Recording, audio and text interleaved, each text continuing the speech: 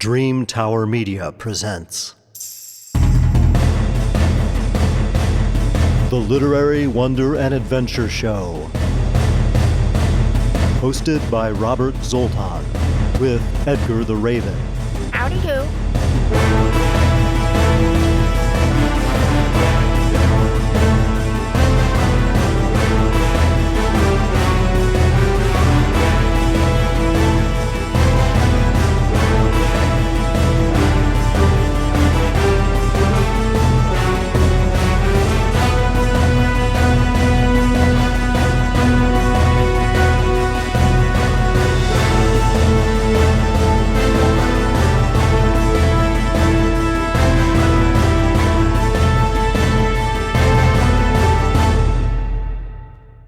This episode, Robert E. Howard, Master of Sword and Sorcery, a conversation with author Howard Andrew Jones.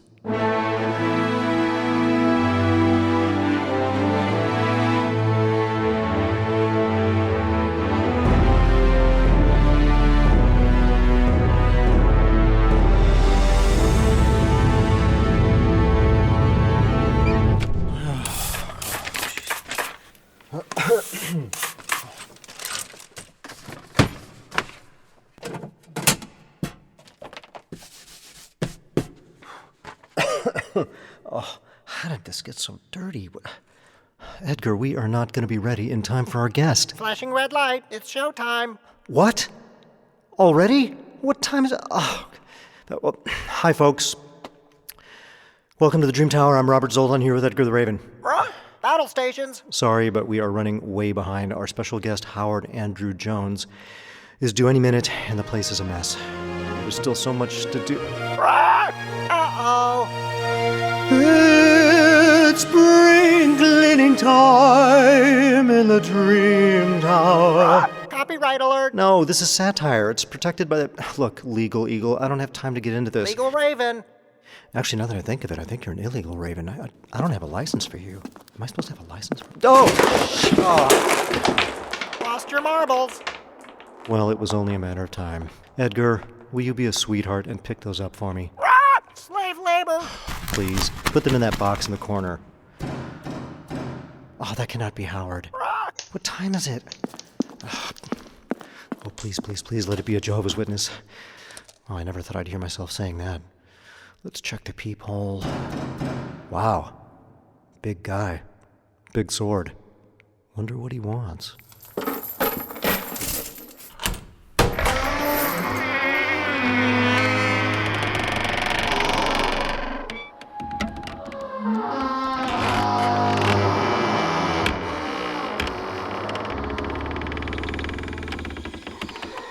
Hi, can I help you?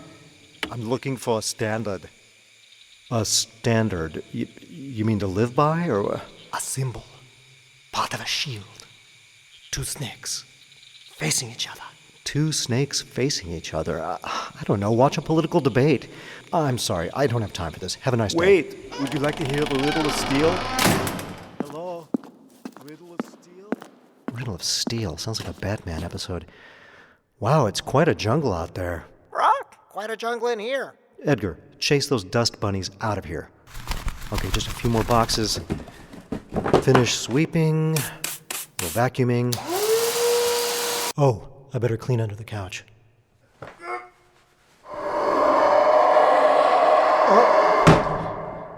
Whoa. I'll leave that for later. Oh, somebody's calling on the dream phone. Edgar, answer that and put it on speaker. Howdy do. Hello, Edgar. The one and only. It's Howard Jones. Howdy, Howard. Howard! Hey, where are you? Outside a tavern in Shadazar. Shadazar? The city of thieves? Yeah, I know I should have made that right turn at Corinthia. Anyway, I got pickpocketed, so I'm going to be here a while. Oh, man, that really stinks. We were hoping to see you in person. No, but I understand. Just do what you gotta do. Well, can you talk on the phone? You have time? Sure. Hang on. Let me just walk away from the market. Great. I'm gonna put you on hold a second, okay? Okay. Folks, Howard Andrew Jones is our special guest today. He's an author of historical fantasy. His debut novel, The Desert of Souls, was widely acclaimed by influential publications like Library Journal, Kirkus, and Publishers Weekly, where it was labeled a splendid flying carpet ride. It made Kirkus' new and notable list for 2011 and was on both Locus's recommended reading list and the Barnes & Noble Best Fantasy Releases list of 2011. Additionally, The Desert of Souls was a finalist for the prestigious Compton Crook Award and a featured selection of the Science Fiction Book Club. So I think you'll want to read it, and I think you'll want to meet Howard. So let's not keep him waiting. Edgar? We're back. All right, Howard, ready to go? Yeah. All right, so today we're going to rap about Robert E. Howard. Conan, Solomon Kane, Brad McMorn, in the middle of a blood-red dawn, they were born on the battlefield. On the battlefield. Rap in the old sense of the word, to converse, chat, without a beat in the background. So Howard, for those listeners who are not that familiar with Robert E. Howard and his work, just give a brief bio about him. Well, unfortunately, it's a very brief bio because he died in 1936 at the age of 30. I'm sure I'm not the only one out there who wishes he'd lived much longer. So he was a very young man when he began to have his writing successes. And he created an awful lot of fantastic characters in a very short span of time. Give me a list of some of the most well-known characters that he created. Well, obviously, the one who towers above them all, fame-wise, is Conan. Conan of Samaria. But there was his predecessor, Kull. King Kull, right? There's Solomon Kane. There's Francis O'Gordon. There's, there's a whole host Brad McMorn. of additional characters. Yeah, I mean... there's his Sailor Steve Costigan, the humorous ones, Pike Bearfield. I might not have that one right. I'm not as well versed on those. And then there's all sorts of wonderful minor characters. For instance, my favorite Black Turla, or Turlock Dub O'Brien. I still don't know how to pronounce that name, but I love his stories, and he's only in a few of them. The Conan stories were his later work, actually, right? Well, they were amongst his later work. He was beginning to sell the boxing stuff more and more to wider markets. He'd been broadening his market, and the humorous boxing stories he was writing. And that sounds weird, I know, if you don't know about it, but they're actually really funny. Mm-hmm. They were really hitting the market, and he was getting regular paychecks from them. He wasn't getting them from the market he was writing Conan for, which was Weird Tales. Mm-hmm. This was the middle of the Great Depression, and he needed checks, and he wasn't getting them. Right.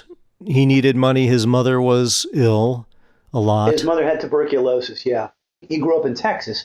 He spent most of his life in Texas. He spent most of that life in Cross Plains. He saw all sorts of things when he was a young man. He saw sort of a oil boom type of scenario. So he saw all kinds of sordid things and tragic things. And he heard about tragic accidents and details because his father was a doctor who treated these people. I think it showed him sort of the rough and tumble side of life. That kind of frontier spirit, he seemed to me almost like he could have been an early settler, one of the frontiersmen. I think he had a kind of an old world view of things. Well, in some ways, he was very advanced in his outlook. In some ways, especially for his time and place, he was remarkably advanced as far as his conception of the role of women in society and their independence and capability.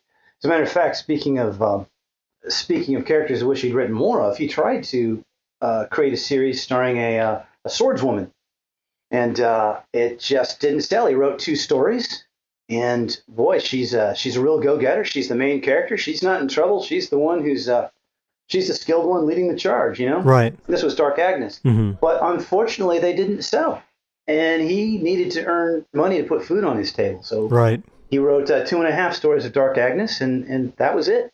So the women in his stories, other than that, seem quite different. But I think that a little too much emphasis is placed on that idea of his male characters being these kind of alpha males and the women being these helpless creatures. He was perfectly capable of writing complex female characters. So there's some Conan stories which are lesser Conan stories, right? Mm-hmm. Now some are experiments where he's trying different approaches to telling Conan stories. When he was hard up for checks, when he needed some money to flow in, he knew what kind of stories that the editor of Weird Tales wanted. Right. He knew that he'd get a sale if, for instance, he put in a whipping scene. he doesn't seem himself to be interested Yeah. in whipping scenes from everything we know about him. But he knew that he'd probably get the cover and a sale if he put in a whipping scene. Yeah. And when he was in a hurry for money, he wrote some of these more cookie cutter Conan stories where there's a damsel in distress who's half naked, and then Conan goes and rescues her. Right. That's something people don't take into account when they're judging a writer. It's a very kind of elitist attitude to think that an artist, that they're compromising themselves if they don't just do exactly what they want. Well, some people have to pay rent, and if they're working as a writer for a living or working as an artist, there's compromises that have to be made, and who's to blame for that? That's the clash between commerce and art that is kind of age old. And Absolutely. I mean, if you look at the Michelangelo, would he have chosen to do the biblical scenes that he did if his patron had wanted something else? So you kind of try to work in the expression of your soul, your artistic expression, as much as you can within the limitations that you're given. Well, I think that's fairly said, and I should also point out that even in these lesser stories, there's moments of brilliance. He was too much the natural storyteller, right? And there's stuff that just flies off the page, even in the weakest of his stories. Mm-hmm. He was an incredibly cinematic writer, and I think it must always be remembered when people do bring criticism to the table with him. He was so young, right? People say, "Oh, there's not enough depth." Well, I think there's a lot more depth in those stories than people say, but they're adventure stories. But he wasn't that mature. He'd never been married. He'd never had children. Yeah. He died when he was 30. Well, that's cut the guy some slack. Yeah, exactly. And he was in Texas in the in the 30s. Exactly. Yeah, and his limitations. And they said it was amazing what isn't in his library too. I mean, his imagination was astounding, and he obviously had the talent with words to express the kind of vision that he had. I don't know if even in his mind is the correct word, that kind of emotional vision for a scene. He could put that into words and paint it. And yeah, his limited knowledge of women, which was, he never was married. He was living with his parents. So he did have one serious girlfriend. I don't know that you'd say fairly serious. They had both contemplated marriage to each other, but not at the same time. And when you say that he was living at home, we need to make clear that he was one of the top wage earners in his town at his time. So I don't want people to think he was living in his parents' basement waiting for his band to make it big. Yeah, the problem was that there's the Depression. So he had, he had all that money owed him from, was it Weird Tales that he was waiting for? And yeah, he was living with his parents because he was helping to support the family, and his mother was ill often. So that's what I wanted to make clear to listeners is, he wasn't he was by no means a slacker. He was a very hardworking writer. He wrote constantly. Yeah. You should see my bookshelf full of Robert E. Howard volumes. Most writers that write that do it in a short amount of time, and they're often on speed. Like Jack Kerouac, I think he wrote a lot of On the Road. I think he was on speed a lot of the time he wrote. And it's like you read it and you kind of get that from it. And it's an amazing book. And actually, I never thought about that before until just now, but actually there are some similarities in the way they write almost. Because if you ever read On the Road, you should read it if you haven't read it. I have not. It's got that same visceral feel on that sense of America, of America at that time. And he's hopping on railroad cars and traveling across the country and eating at cafes and just sleeping wherever he has friends. And you get this amazing sense of that Americana, that nostalgic feel of the open spaces of America, the possibilities, the diversity of people. All right, out there, all you Robert E. Howard scholars, you're going to have to find out if Kerouac ever read Robert E. Howard, see if there's any influence there. I have no idea. And also, he was a poet, and Robert E. Howard was kind of a poet, too. I really enjoy Robert E. Howard's poetry. I love the cadence of it, the power of it. He makes every word count, and I think that has a lot to do with the power of his prose as well. The words count, and crystal clear. You can picture exactly what he's saying in a couple of sentences. He accomplishes with that old typewriter of his what it would take a multi-million-dollar special effects team to do. Yeah, I definitely feel he was a poetic writer. I mean, you get that from his stories. He's one of those writers, very much like Dashiell Hammett, that within the first paragraph, the first page of the story, you're completely immersed. You almost forget your surroundings. And that's how I feel when I read the best writers, but especially Howard. Absolutely. Yeah, something very immersive about, because he was able to paint the scene so vividly. and with such a sense of mystery and beauty that it draws you in. Something that I'm very curious about Robert's love for these ancient ruins, forgotten kingdoms, lost civilizations, that seems to strike a chord in most people. There seems to be a fascination with this idea of a golden age, maybe, or is it the idea of a lost civilization where mankind was more than he is?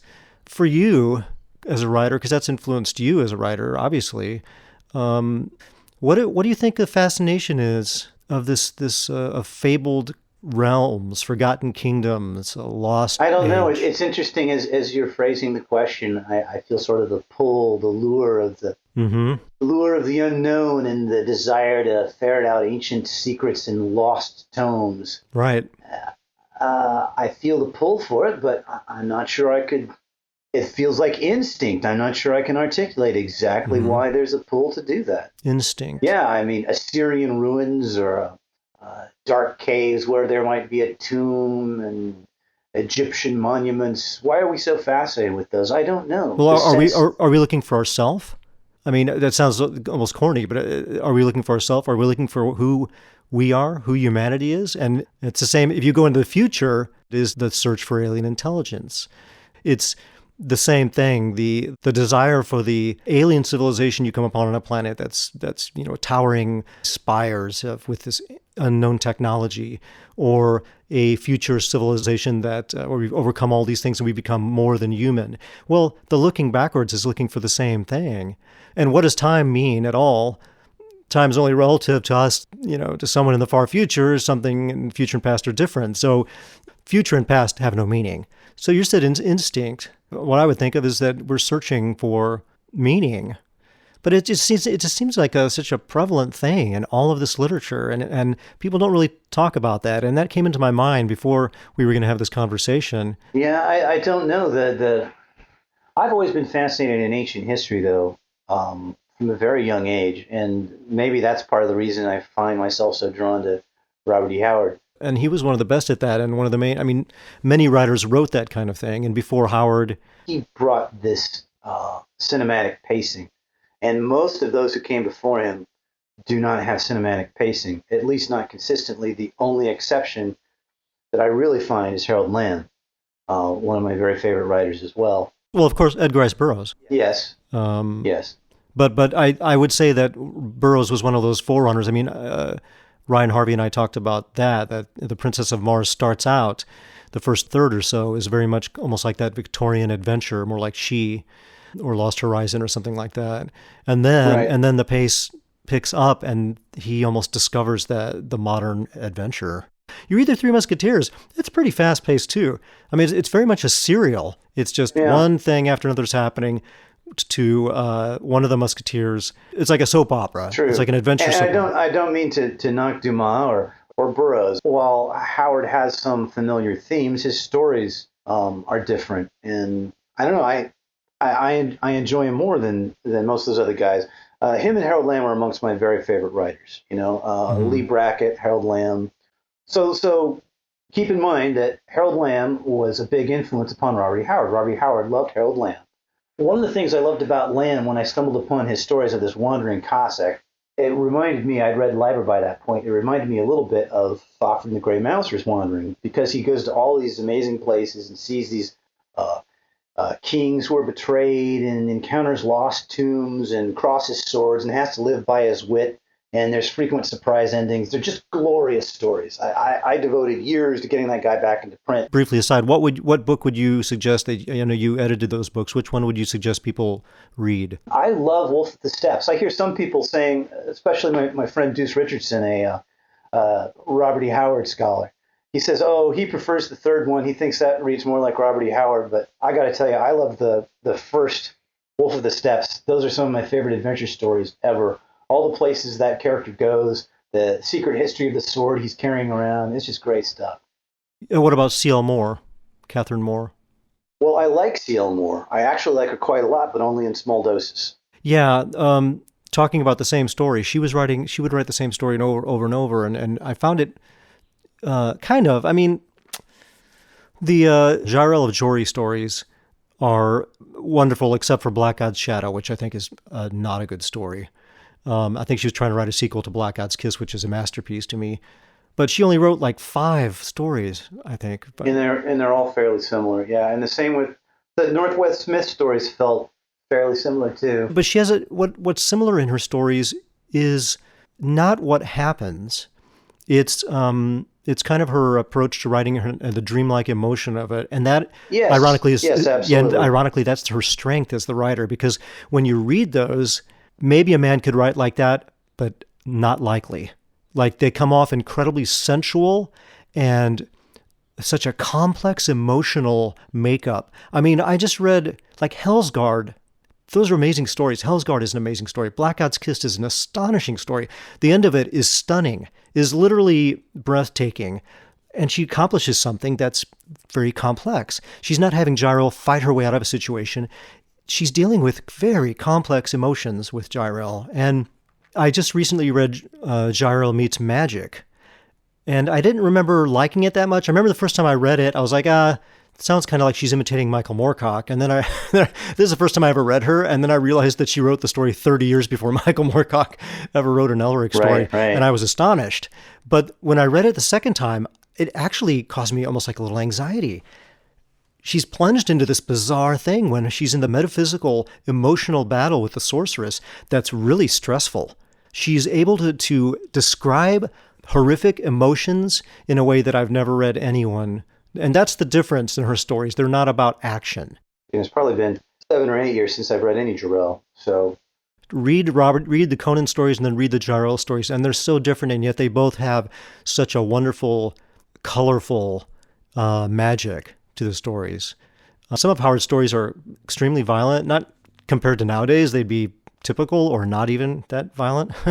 But I don't really like violent literature. I don't read it much anymore. I try to read stuff where the characters solve problems in some other way. And the saving grace for me of the Conan stories is Howard's poetry as a writer, and that deep sense, like you said, you felt the longing when I brought that topic up. I feel that when I read Howard's stories. Another thing about the Conan stories is the humor. And they're not in all the stories, but this is the saving grace to me of those over Solomon Kane.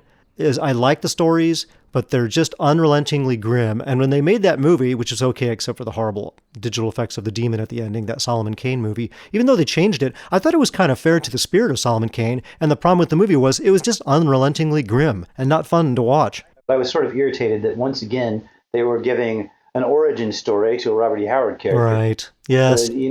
Just give us a story that Robert E. Howard wrote and dramatize it for us. Can we do that? Do you need to improve on it? It's a lack of faith in the public and a lack of imagination of the people who are in charge, I suppose.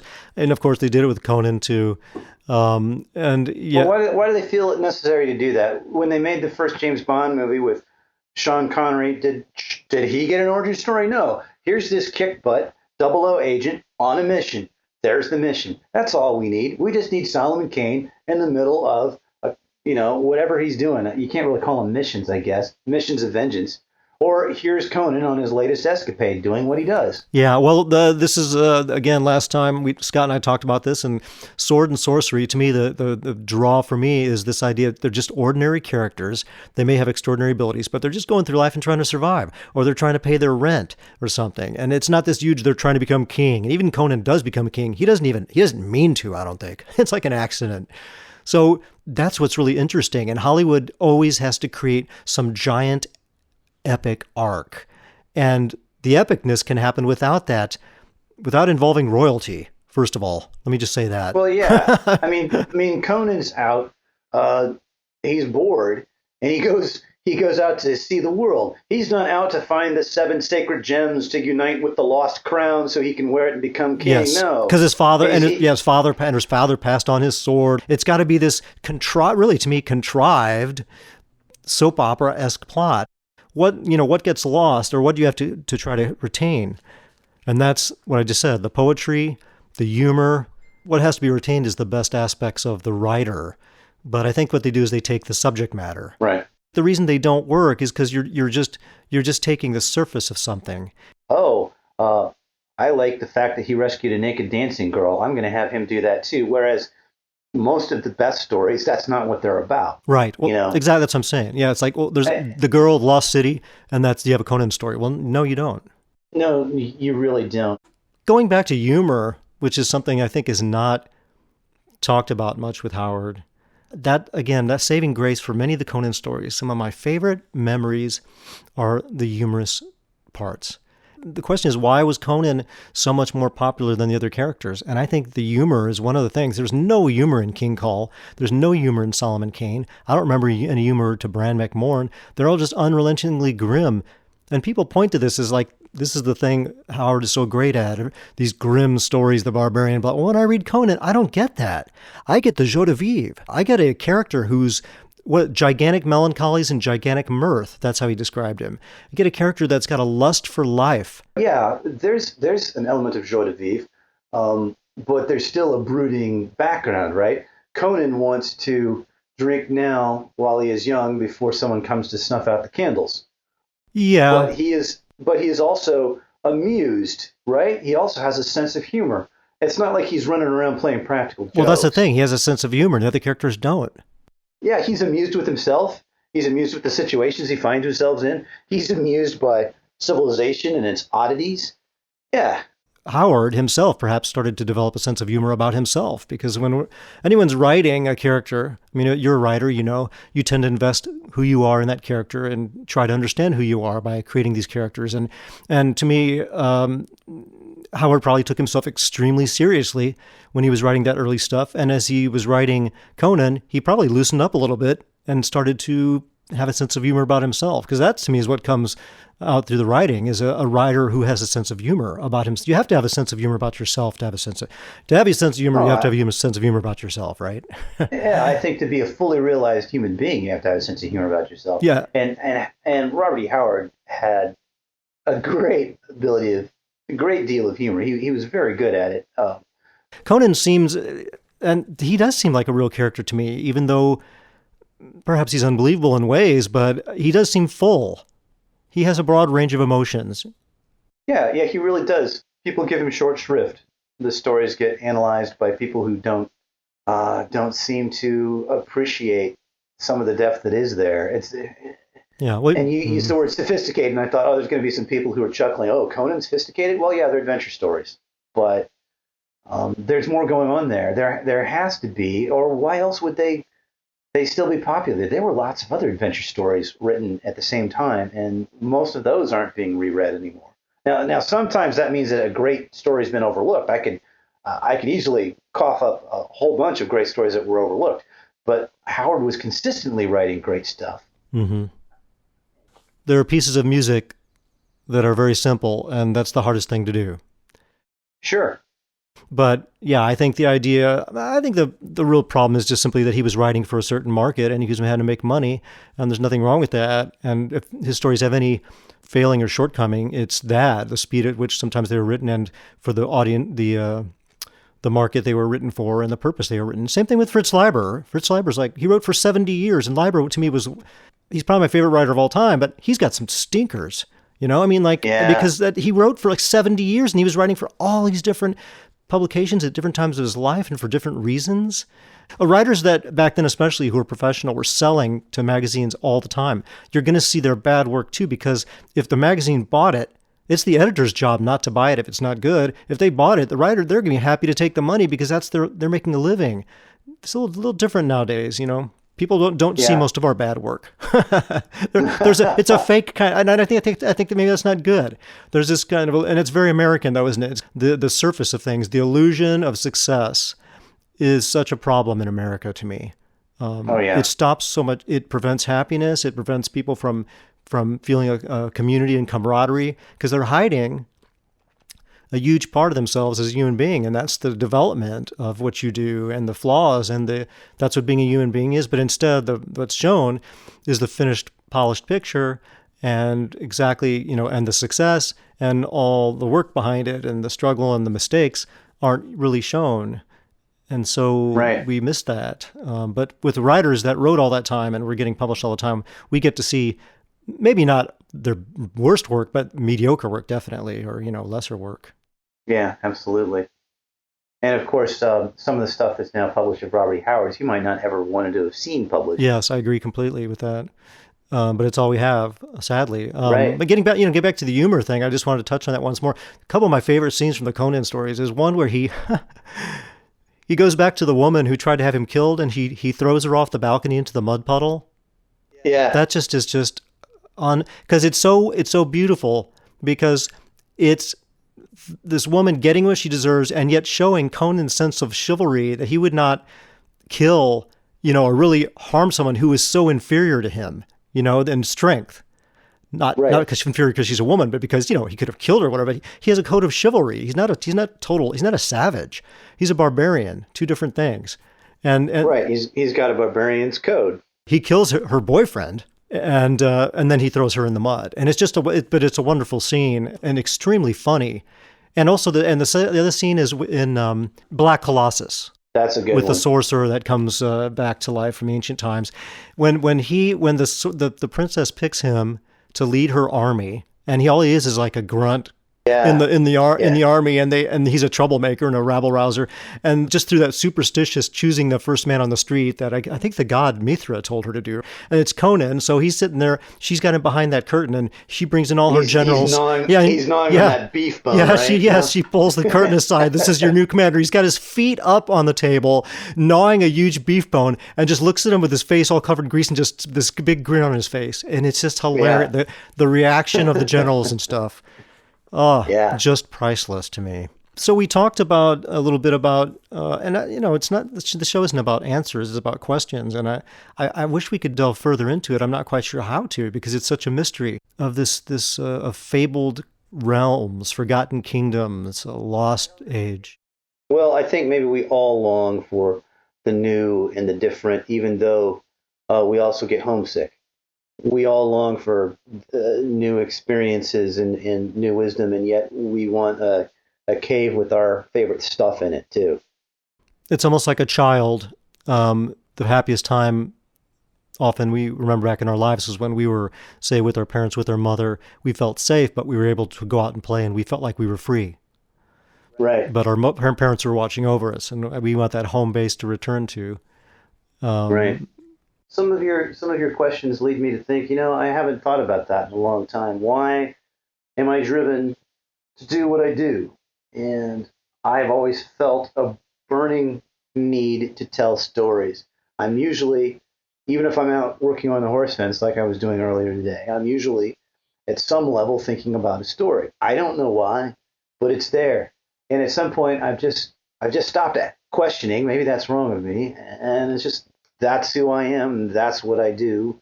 Someone told Federico Fellini, the Italian director, that this critic had written this thing about his movies, and they said, "Oh, you should read it because he understands what you do." And Fellini said, "I don't want to hear. I don't want to know what I do." Because you become self-conscious. It takes the magic away. The last thing you want to be as a writer is you don't want to get in your way. Sure.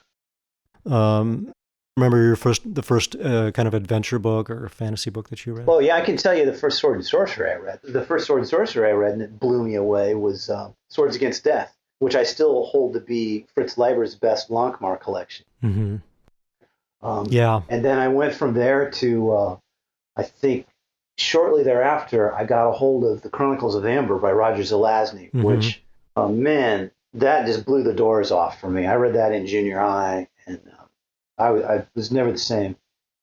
Yeah, well, I didn't even want to talk about Fritz Leiber because don't get me started because I think I enjoyed so many stories back then, and I'm sad that people seem to have little patience, or I don't know what it is now, that the literature forms got longer and longer. There's a short story, and novellas can tell a tale in a way that's completely different that a novel cannot, and vice versa. Oh, I agree. I wish we lived in an age where we could write novellas and novelettes and make a living at that. I've had to change my style a little bit to keep going. The one that I've just turned in actually earlier today is 150,000 words. Yeah, I think they get it in the mail, and then they put it on the scale, and if it doesn't weigh enough, they call you and tell you to keep writing. It's per pound. So, when did you first start writing? When it was seemed to be you actually finished a story. When did you finish your first story? How old were you? Oh, let's see. I went to see Star Wars in '76, and what would I have been? I would have been 8, and I started writing a really terrible Star Wars pastiche. So, yeah. Well, before that, I was writing these terrible Super Elephant comic books in grade school. Super elephant? Super The elephant? Super Elephant. Yeah, Super I loved elephant. elephants. Wow. I don't know why. I always loved elephants from the time I was an infant. So elephants were cool. So I was like, okay, I'll tell stories about a super elephant. Nobody's done. I don't think anybody's done that, Howard. You might want to get back to that. I think there's. Oh yeah, That's a. I'll drop what I'm doing. Get right on that one. It's, Yeah. Along with my novel about the vampire Lestrade, right? I mean, I'm more interested in the super elephant myself. I want to see what he. I was never interested in doing the vampire Lestrade. That was a faux pas the other day. I was trying to talk to my wife about what was that Anne Rice novel, The Vampire Lestrade? Oh, that's great. That's brilliant. There you go. There you go. You've got the vampire Lestrade. It's Lestrade. Well, I've been reading some Sherlock Holmes stories, and it was a slip of the tongue. I'm sorry, but that would sell. All you have to do is write it. If it was just a decent book, and it was Lestat in Sherlock Holmes era, and he ends up having to become a detective for just one time. The vampire Lestrade, and he kills. No, that's it. He kills Lestrade, and he takes his place. And somehow, with his vampire ability, he's able to morph his face enough that they think he's Lestrade, and Lestrade is dead. And then they find Lestrade's body, and then you realize he's not. I've got the whole plot. I'm going to start it tomorrow. Yeah, that's a. Yeah, So I could never, you know what? I've ever, like so many people, a million great ideas, but I could never write an idea, no matter how good the idea was. If I didn't have a passion for it, I can't write it. Absolutely. Just can't write. And that's what you started with, that passion, that desire is first. And that was you at 8 years old. And we all have that now even. I'm more of the Tim Powers school. You were talking with Scott Oden in the last episode. Yes. And one of you mentioned Tim Powers. I think it was you. Yes. I hate to write. I love the result, but until I really have to force myself to do it. Once I start doing it, then I love it. But once you start, well, yeah, but that's just like with most things. The point is the inspiration comes then. The novel doesn't get finished. The novel is the Tim Powers way. I'm the same way, man. I get the inspiration and I feel that draw. And sometimes, and we all love this as a writer, and that's what Scott and I talked about, the zone. I will sometimes, especially like. Could be any time, but often it'll be late afternoon when weirdly, like your energy's down, but I think your censoring mind is weakened, you know? And I'm sitting there on the couch and I'll start reading something because it's my reading time, late afternoon, early evening, sunset coming in, hitting me, sitting on the couch, eat chocolate, read. That's my time off. But I'll start sometimes when I'm lucky, I'll pick something up. Maybe it's Conan or Fritz Leiber, or maybe it's Bruno Schultz, one of my favorite writers, or Conrad Aiken. Could be literary, could be fantasy, whatever. And I'll start reading, and I can't hold my focus on it because I'm feeling that, like I want to write, you know. And I put it down and I start writing, and sometimes I'll write freehand like 3 to 5 pages, and it's just bliss. that's nice. That's nice when it happens. It happens to me less and less. Here's the thing. I kind of feel like I tricked myself all those years. Like, oh, you're a writer. You're so special, and now I feel like, you know, I feel like I bought a load of goods from Hollywood. You know, they often have writers as the heroes, or it's like, you know, I'm just a guy staring at a screen trying to make some crap up that sounds real. I don't. But that's just an idea. It's a job. It's a job. Now, it's what I always wanted to do, right? Right. So, but sometimes I have a little more trouble capturing the joy out of it. But why do you, that what you just told me, that's a created picture. Why, how does that serve you? Because How does what serve me? the idea that you're just a guy just with a bunch of crap in his head or whatever staring at a screen. You just said that, so that must serve you or have served you in some way to say that. Why that image of yourself? I don't know. You know, I wrote the Desert of Souls and Bones of the Old Ones, fully thinking that I'd launch my career with those. And I was very lucky. I got some great reviews, and Bones of the Old Ones got a starred review from Publishers Weekly. But they didn't sell very well. And I suppose at some level, I'm bitter that I don't get to keep writing those adventure stories about those characters. I loved those characters. Right. But, you know, maybe I keep thinking I'm going to come back to them someday in novel form. But I'd have to be ahead with my other books. Right. This is the reality of being a professional writer. This is the reality of being a professional writer. Yeah, for some reason, the product I created didn't sell. So I got to shift and create a new project. And I love my new characters and I love the new project. But at some level, it kind of soured me. It took oh, I have a dream and I'll make it real because I'm a creator. Right. And now I'm kind of making fun of young Howard for having been that way. And it's probably not completely fair to me, but that's sort of where it is. Yeah, but there's that inner adult, inner child psychology thing that I kind of did some of last year, and if I was like 5-year-old Robert, how would I talk to 5 or 6-year-old Robert? And so if I'm very careful sometimes, the things I say to myself, and I realize, well, I would never talk to that way if I was a child, because inside we are still a child like that. I mean, we're timeless. So you have this part of you, and so maybe that is a little bit cynical. I'm not trying to judge what you're saying, but that's why I was curious about that image that's created image that you just gave me. I think why it's there. I'm like many artists. I'm fragile inside. I think most people are probably fragile inside, and I was hurt a little bit. So I've got to come up with a coping mechanism, and I also have to realize that I had unrealistic expectations. Yes, I have friends who had successes right out the bat, but that's not what happened to me. But Howard, there's a reality that we don't want to face sometimes. That's difficult because it's a reality that we can't change, and that is the world's just wrong a lot. Well, wrong or not, the world could be as wrong as it wants, but it'd be nicer if it gave me more money to buy bread with. Sure, sure. But my point is that should we change our image of ourselves or chastise ourselves because people don't have I mean, when this really hit home for me. I've always been aware of this as an artist, especially being in the music industry for as long as I have, and being an illustrator and being a writer. Bitterness. Bitterness is an old dear friend of mine, especially in the music industry when I was doing music that I knew was as good as major bands. And I've been lucky enough now that I've had success. And even though I've had success, people don't know who my band Kiss the Girl is. They don't know who I am. I don't care about that anymore. And I say that completely honestly. You get to a certain age, you just fame, and you realize this is just meaningless. That's interesting, isn't it? I used to be worried about the fame, and now I just want to be happy doing what I'm doing and provide a little bit for my family. Yes. Yeah, you're right. You know what? To me, that's what an artist does. What I was bringing up, I was going to say was what hitting home to me was there's a book you can get, a big coffee table book of all of Van Gogh's letters. I highly recommend reading that because it's amazing to read.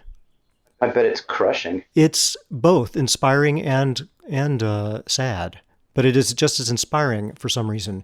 But you read how the man who is arguably the greatest painter in the history of mankind had to plead with his brother Theo to send him money just so he could buy paint. And he struggled, of course, with his self-image, and he talks about specific paintings like the Potato Eaters and saying, I feel like there's something to this painting. It's just amazing to see. Here's someone who's, paintings now, they wait till the artist dies. Yeah. They're selling his work for, hundreds of millions of dollars, and he thought maybe there was something in it, but it teaches you a lesson. I think it's good to read because then you realize my job is to glorify God with my work. My job is to let the muse speak through me. My job is to give this gift to the world. The world is not necessarily going to appreciate it. In fact, if you're really great, your chances of being appreciated might even go down. If you're good, if you're mediocre or good, you got a good chance. But brilliance, a lot of people are brilliant. They were never recognized. Some people were lucky, and they were. And we don't know why some of us are recognized for things we do and some aren't. Sometimes it's perseverance. Sometimes it's perseverance, sometimes it's luck, but you got to ask yourself, there's so many people, I think everyone thinks they're special. Everyone thinks, worse, everybody thinks they're a writer. Well, yeah, there's that too. Everybody is special. I think everybody is special, but I don't think everybody's a writer. I have stories I want to tell, so I'm going to keep trying to tell them, and thank God my publisher still likes what I'm doing, and he's going to keep publishing me. That's great. Oh, I'm much luckier than some other friends who are talented. When their series didn't sell well, they were let go. Right, that's a lot. Holy crap, there but for the grace of God. Right, that's a lot more than most people have what you have. Yeah, I guess I was just saying the reason you do it is because it's your job, but it's not just your job, it's your vocation. To me, that's what really it's about. Because even if there wasn't the money, it's like you creating because that's your job.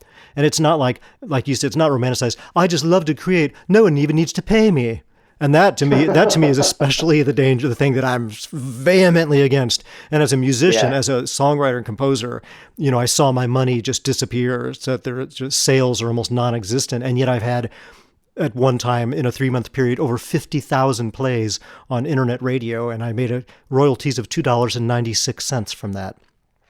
And that's the reality. And then you have to. That's what I'm saying. You have to come to terms with it and realize, oh, it's not me. Yeah. And that's disillusioning. But you know what? The good thing is, at least it's not you. To come to peace with the world, you got to come to a sense of peace with yourself. Like you said, whether it's through religion, through an artistic vocation, through philanthropic work of helping others, whether just being a good husband and a father or mother.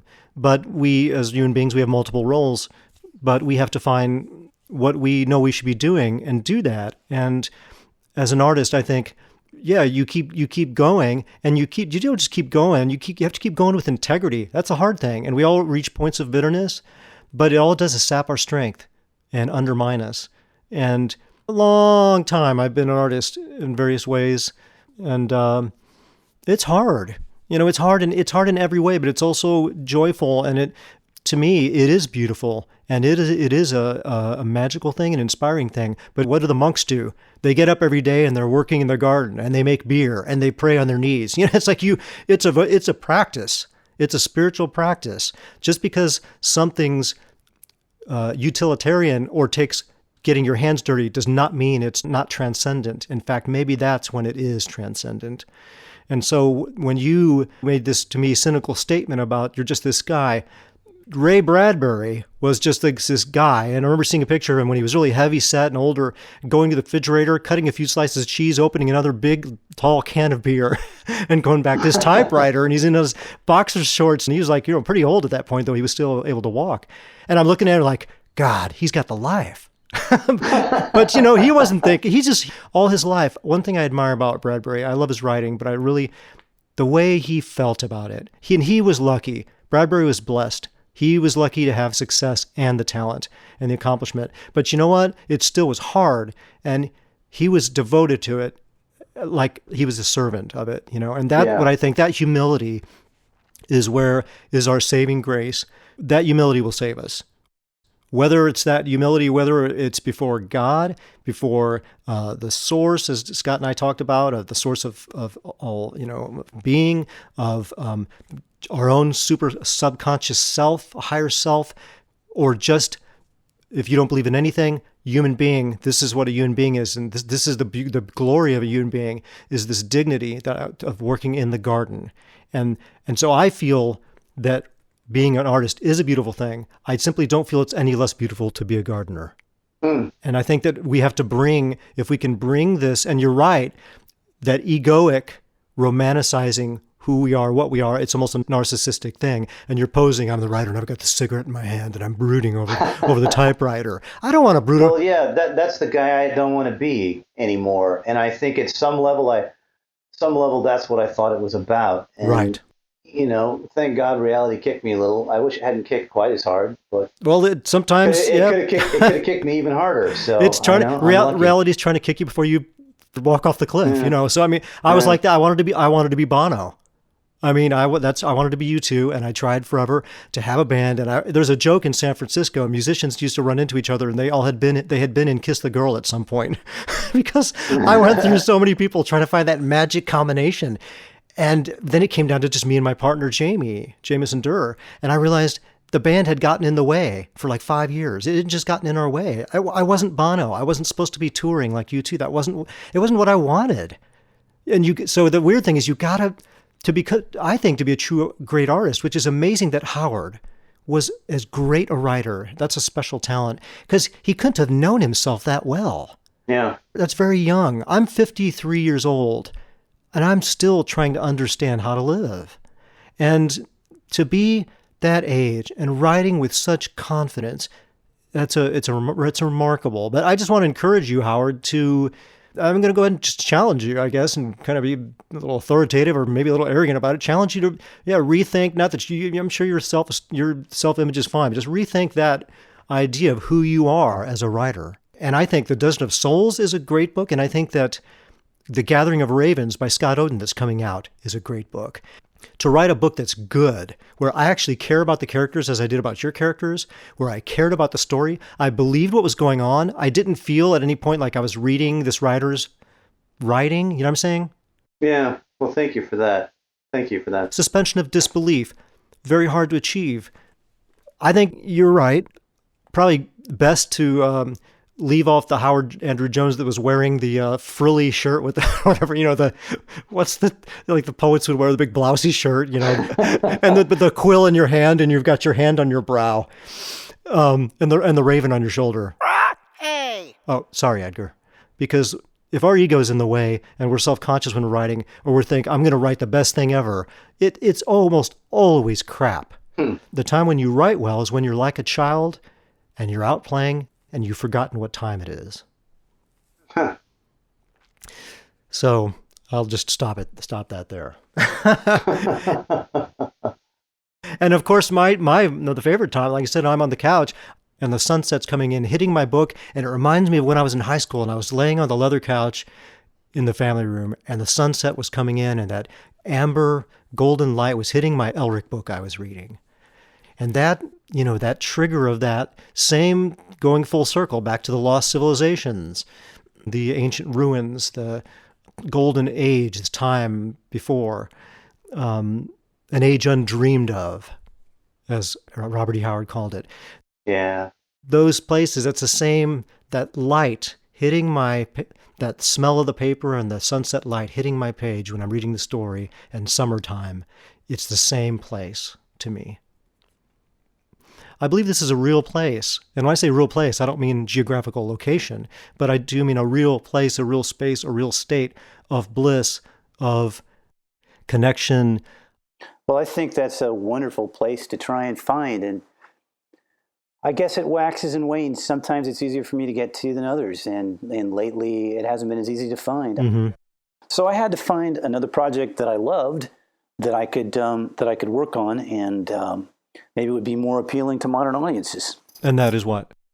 Sort of like a cross between Three Musketeers and Roger Zelazny's Chronicles of Amber. Mm-hmm.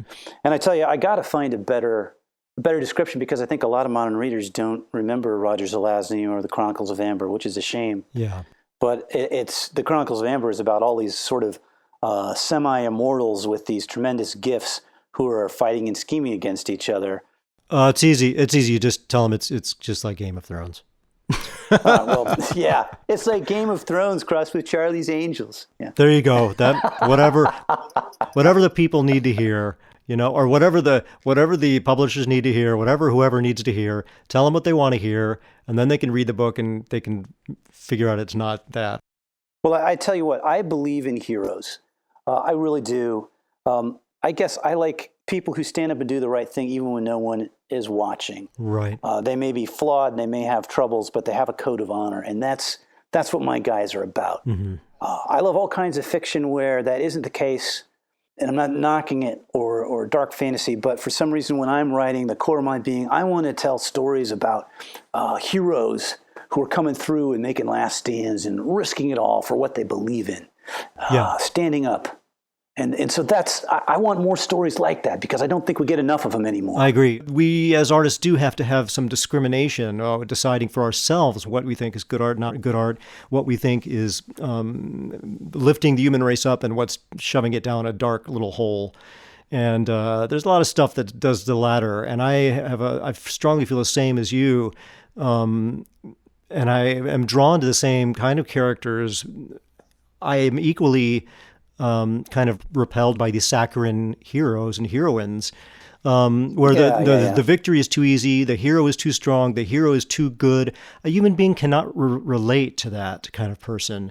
Well, yeah, the flawless guy with the perfect square chin who never does anything wrong, except, of course, if you can make him human. Yeah. Have you ever read a lot of the stories about the people who were awarded the Medal of Honor and the things that they did? It's just astonishing, the sacrifices that these people made. World War II, you mean, mainly? Or? Yeah. And we don't see that enough in the news. It's always people are getting knocked down. Yeah, well, it's very cynical, and that's why I just feel that we need just what you're saying. We need characters, and Fafhrd and the Grey Mouser by Fritz Leiber have always been so uplifting to me. And there's not a lot of killing in those stories, and when there is, it is grim, not in the sense of glamorizing it, but grim and even unpleasant for the characters themselves to experience. Right. And in the one, Jewels in the Forest, the first time they get into this fight, and Fafhrd kills that man, and he like weeps over him. Yeah. And the Mouser is too city-born, and he can't relate to the barbarian's feelings. But after the barbarian weeps over him, almost like the Native Americans would, they would kill the buffalo for food, and then they pray for the Great Spirit, thank the buffalo for his sacrifice, and pray to the Great Spirit that then the spirit would return again, of the buffalo would return again, so they could hunt and live. That kind of respect and reverence for life, while having to accept the fact that you have to take it to live. Fafhrd as the barbarian, as the archetype of the peoples that are closer to the earth. The person who's closer to that the earth. He prays over the man and cries. He doesn't say he prays over it, but it's almost his feeling that he's like, it's a reverential thing. He cries, and then the body's just, it is nothing to him. It's like the soul's gone. It's a dead body. It has no meaning. But the Mouser continues to be sickened because the Mouser isn't able to express that. Move past yes, it. he's not able to move past it. Yeah. He's like the city person who fears death and has this, just abhorrence of it. And whereas Fafhrd accepts it, integrates it within himself as part of life, which, God, I would love to be able to do that myself. Yeah. But about the heroes, I love the heroes who are real. They have to work hard to get what's needed, difficult decisions to make. Well, there's a sense of responsibility and duty. Someone who's in charge has to care and has to have the experience and the wisdom and the knowledge. And I think too often the people who are in charge in modern fiction, they aren't written by people who have had responsibility or have understood responsibility. I think about the way that the reboot Star Trek movies, the way that Kirk is versus the way that Kirk is in the original series. Just the sense, the old ones were, of course, they have their issues because they're creatures of their time, but they were drafted by people who had served in World War II or had been around during World War II. Right.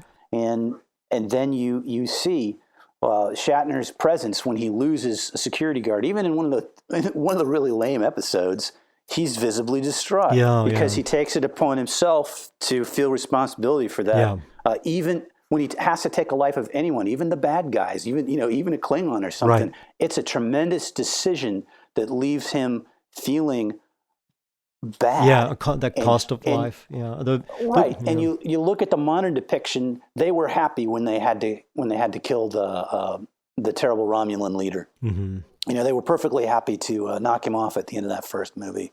It's just a completely different approach. Talking about connection in the sense of, connection to with the source or whatever, and whatever it's a connection to God, the source, to life. That's like a loss. It's a connection to life. Yeah. It's an understanding of the importance of our places, the importance of leadership and responsibility and duty, and really humanity, even if it's humanity to something that isn't human. Why is that lost? How is that lost? Well, how is that lost? It's complicated.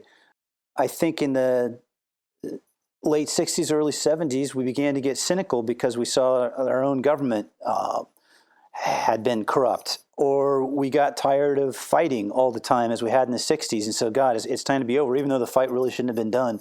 So we tried to get away and celebrate because we were tired of the fight.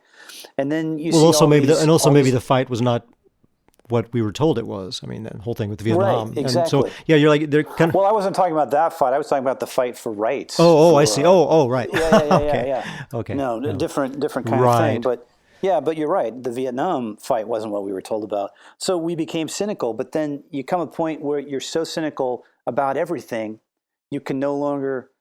You're suspicious now that, well, that guy sounds really cool, but I bet he goes home and beats his wife, or what have you. We can't have heroes. Yeah, anymore. and it's all it's a kind of feeds itself. The media then pushes it. People have that attitude. The media thinks that's what people want. They push it. People start feeding on that, and it's a loop, and it just continues. Well, and there was also a movement in literature too, right? About everything has to be dark. Nothing's really good. It's all cruddy. Yes. And everyone's still they're still on that. send to some of these literary magazines, and some are printing some really nice stuff. But sometimes I read the stories they print or the ones that they've picked for like best story of the year, and it's the same stuff. It's this cynical guy is like using his son to take drugs over the border in the Middle East, hiding him in a superhero costume and hiding the drugs, and it's just, and the whole thing is completely nihilistic and hopeless and horrible. And you get done reading it, and you just want to kill yourself. Yeah, I don't want to read that anymore. I don't read that. If that is all you have to say, you have nothing to add to the discussion. Anybody can go there in their mind. The question is that truth?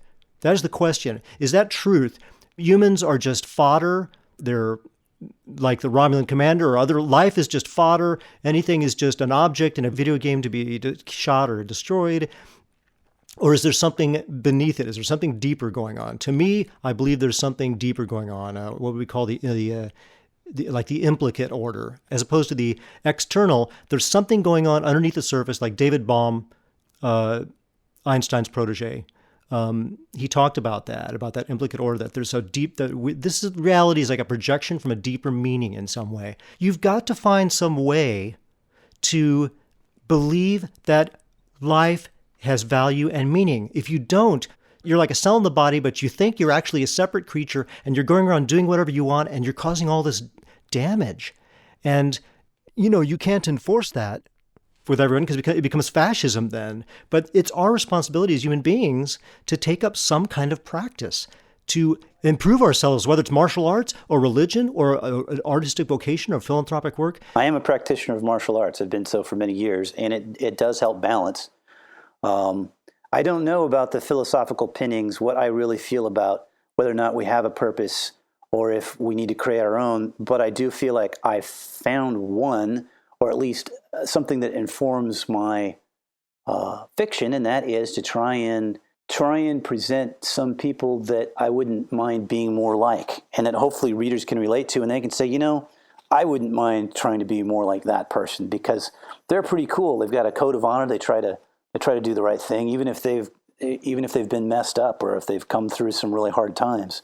I think we need to present more stories like that. Yeah, I agree. And like I said, if you don't like the sound of me, but you like that idea, then go read the descriptions of the Medal of Honor recipients. Yeah. That'll show you some heroism, and you can stuff your darkness and your nihilism and read those. Right. Well, I think when we read stories like that, they inspire us, and that's what we all want. If you look at a cynic, what's a cynic? It's a romantic that's been disappointed, because if you had no expectations, you wouldn't be disappointed. Right. You wouldn't be cynical. You would just be kind of just numb. You'd be neutral. You wouldn't care. But people do care. And the more cynical they are, the deeper feeling people they often are. And like you talked about bitterness, I've experienced bitterness, and I've been cynical. It's a fight to come back from that, and you have to really. Oh, I completely agree. You have to stay away from a lot of media. I found out you've really got to choose what movies you're watching, all that kind of stuff. Because if you put that garbage in your mind, it's going to depress you. Whether or not it's real, it's all it is just the thoughts of someone else, and often it's sick thoughts. They should be going to therapy instead of writing a book or making a movie. So I think you got to choose what I really believe that, and I don't want to enter their sick world. And that doesn't mean like everything's got to be beauty and light. Like you said, sacrifice, hard work. There's loss, dealing with loss. All these things are real, but through that, there's something, there's a scene, I think it's in Gods of Mars, and those books are so over the top with the heroics. And yet still, when I'm reading Princess of Mars, which is real romantic, I got kind of choked up lately, and I didn't really remember how romantic it is between John and Deja. The second book, there's a scene where John Carter is fighting with his friends against hopeless odds, and they jump on the airship, and I can't remember why. It can't get off without them. I think it's damaged. And he basically pushes them on and kicks it off and stays behind to face certain death. I can barely tell you about this. I'm getting choked up. When I read it, it changed my day. Yeah. And it's so over the top heroic, but it was something about it. And I'd read it before, but it shifted me emotionally. When I was reading it, I got choked up, and it shifted me, and the entire day I felt elated. Well, you're absolutely right, and there's tremendous power in his writing too. There is something there. There is great power in Burroughs' work, or he wouldn't still be read, and he wouldn't have had such a tremendous influence. And you're absolutely right. He gives us stirring stories. Well, the reason I stressed the joie de vivre aspect of Conan is because that's what I get when I get the love of mystery and the lust for life from the character. Oh, that was well said. Yeah. Well, and that's why I like to return to read it. Well, there's also the beautiful flow of his language too. It can be like reading poetry aloud, even when he's and that uplifts you too. It doesn't have to be the subject matter of what happens. It's the language itself, and that's why I want fantasy to be better. I think fantasy can be an amazing genre. I think that there is some good work. I think most of it's from the past. I think that people have to step up and stop writing stuff that's just like an action movie and start to delve into the deep mystery of being a human being and the heart of the hero journey. Not, just like, oh, I've got a wizard and this, that, and there's a hero journey. What's the soul's journey? How is it made? How do you get through suffering and become something more than you were? And just how to be a decent human being. You don't have to be a big hero. You might just be doing a job. And also another thing we didn't talk about, it's super important to me, is just chance and incompetent heroes. I have a character called Quill, the incomparable Quill. He's just competent. He's not the fastest. He's not a great fighter. He's not the smartest. He's kind of got a lot of braggadocio, but what he has is like he's got an integrity to his job. So whatever he does, he never gives up, and he always ends up winning. And as my other characters, Darian and Blue, often by chance, by an intervention by some other power that may even have no knowledge of him, through chance, through mystery, through synchronicity, coincidence of events that have no causal connection. That's what Leiber was an expert at. Leiber understood Jung.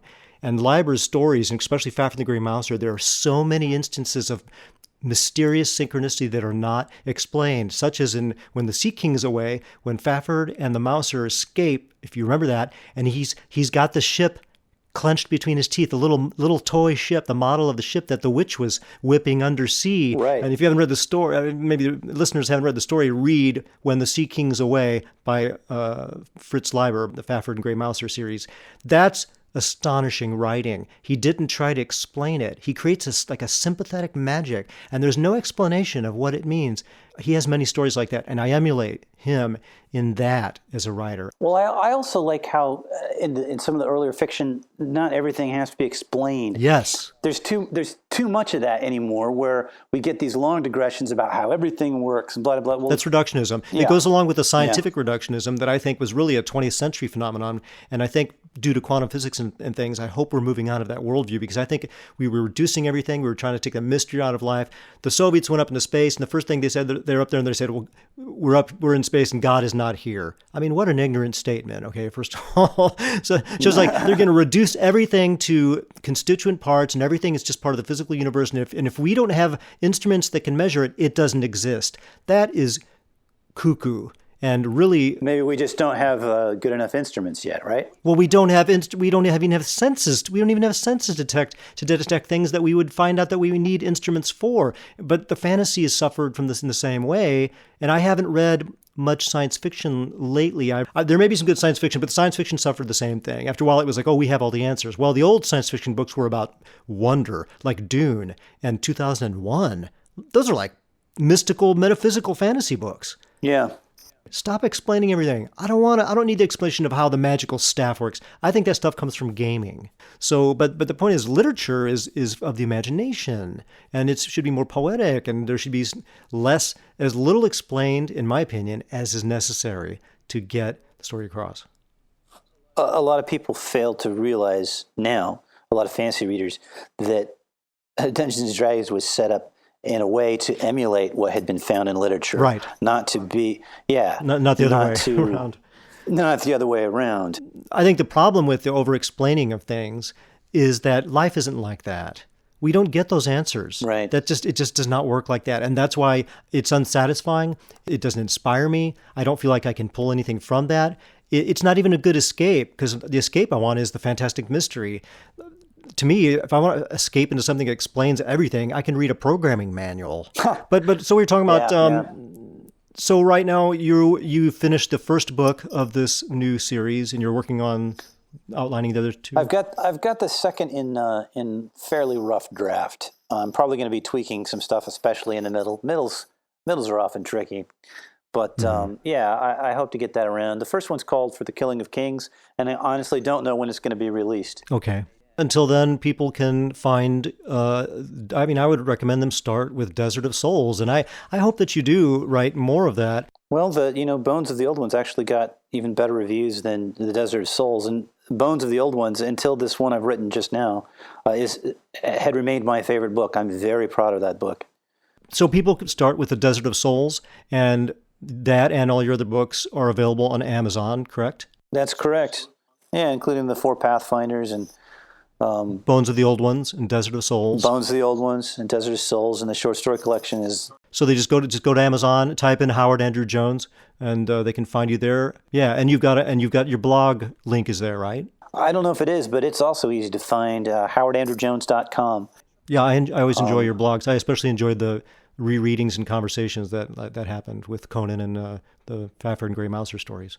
Bill Ward and I had a lot of fun with those. Bill Ward's another gifted essayist who is a very talented writer, and I hope we'll see more from him as well. I really feel that people should make an effort to take part in those things more, because that would grow a community of like-minded people who believe in these certain tenets of quality for this kind of literature. And instead of there being 5 or 6 or 7 of us, as there should have been 25 or 30 people on there at least, and then posting it on their Facebook and all that. And this is the key. We got to work together, folks. That's what this show is for. You got to have community. We all can help each other. Nobody can do it on their own. Doesn't even matter, as you know, Howard, even if you have a publisher or whatever, that doesn't solve the work. And everybody has a question about that. Everybody's trying to figure out how to succeed as a writer. There's a huge amount of noise. There's a huge amount of so-called competition. There's a huge amount of competition from media, news, everything. But people want good literature. They just don't have a lot of time to figure out where it is. So we've got to start joining forces. Whether you're a published writer, you're an unpublished writer, people that are talented, people that can write good stories, people that can speak about the genre, can write good essays, can blog. We need to start linking up together. We need to start joining forces, and because it's fear that stops that. And we didn't get to the heart of where's all the cynicism come from? Why do people walk away from continuing to fight for the rights? Why do they do this and that? It's mainly fear is the core of all of human problems. We're afraid we're going to be disappointed. We're afraid of loss. We're afraid of death. We're afraid of failure. We're afraid of success. It always comes down to fear. It's always a choice between fear and love. That sounds so trite, but that's what it comes down to. It comes down to a choice of love, which can be described as active connection, meaning, giving and receiving, or fear, which is shutting up, turning away, closing up, shunning, attacking. Those are hard decisions to make. Every day, that's the decisions we have to make. I didn't mean to end this on a soapbox, but that's how it's going to end. No worries. Preach it. No worries. Well, Howard, thanks so much for being here today. I wish you could have been here in person, but I'm glad that at least we were able to hook up on the phone. It was a real pleasure. Well, hopefully, I hope you find that thief.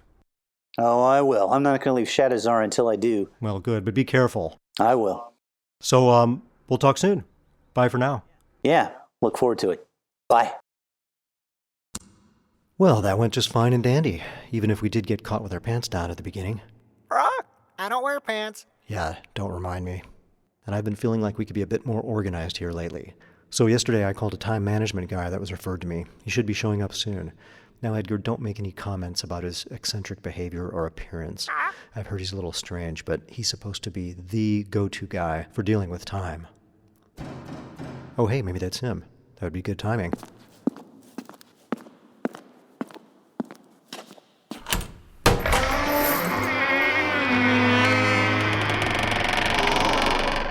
Oh, hi. I recognize you by your picture. You know, the long scarf and the hat and all. You're the time expert. Yes, well, I do my best. Well, come right in. Wonderful tower. Oh, thanks. Yeah, by the way, would you like a jelly baby? Conan, Solomon Kane, Bran McMorn, in the middle of a blood-red dawn. They were born on the battlefield. On the battlefield.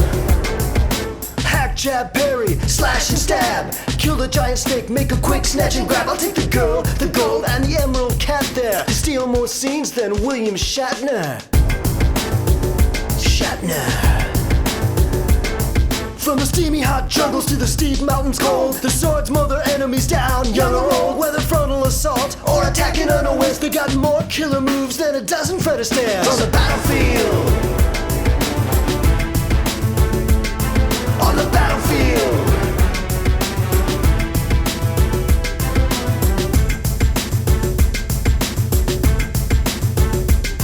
on the battlefield. It's all in the books and it's all in the rhymes. Read everything written on Hyborian times. No matter what you think and no matter what you feel, there ain't no such thing as a riddle of steel on the battlefield. On the battlefield.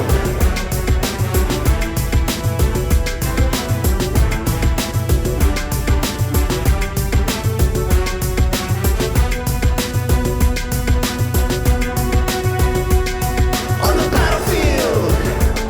On the battlefield. On the battlefield.